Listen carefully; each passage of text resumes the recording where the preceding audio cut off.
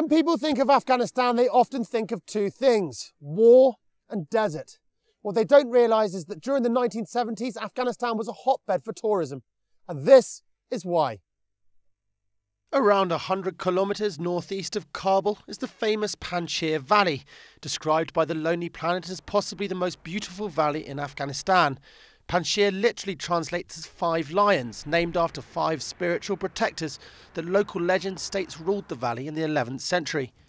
During the summer months, Afghan families flocked to the area to picnic beside the river, and having once been a favoured route for international tourists, I wanted to see for myself whether the valley was ready to again welcome foreigners. In the Panjshiri capital of Bazarak, the locals were happy to give their views on their home province.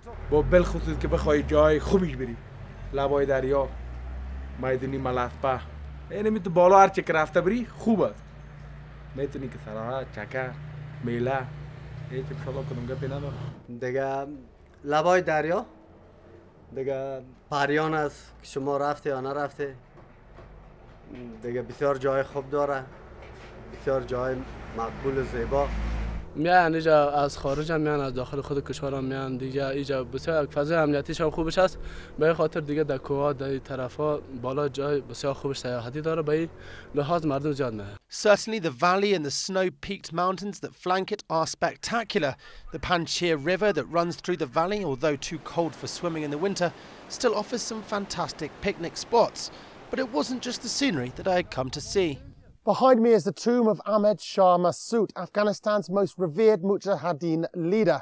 For over 20 years, Massoud defended the Panjshir Valley, the gateway to northeastern Afghanistan, first against the Soviets and then against the Taliban. Massoud was assassinated on September the 9th, 2001, just 2 days before 9/11. But his legend lives on, not just in Panjshir, his birthplace, but across the nation, where his image adorns street signs and shop windows, a symbol of Afghan resistance to oppression. A visit to his tomb, where locals often come to reflect, is a must for any visitor. Delicious. There is only one restaurant in Bazarak, and the menu consists solely of kebabs, so not ideal for vegetarians. There is also only one hotel. The rooms, however, are comfortable, even if the electricity only comes on between 6 and 10 p.m. The following morning, we decided to continue through the valley to the base of the Hindu Kush, another 100 kilometres down the road, and I'm glad we did. The drive itself was worth the effort. Aside from the stunning vistas, the charming villages and the free wandering livestock we had to swerve to avoid, an army's worth of defunct artillery scatters the riverbed. Tanks, shells and even an old helicopter sit like scars, a testament to the valley's indomitable past. All the way down the river there are plenty of things to stop off and see, and some incredible feats of engineering. For instance, this bridge here is not something you'd want to cross every morning, but it's made from old parts of Soviet tanks. The drive, though long, was never dull, and by late morning we had reached our final destination.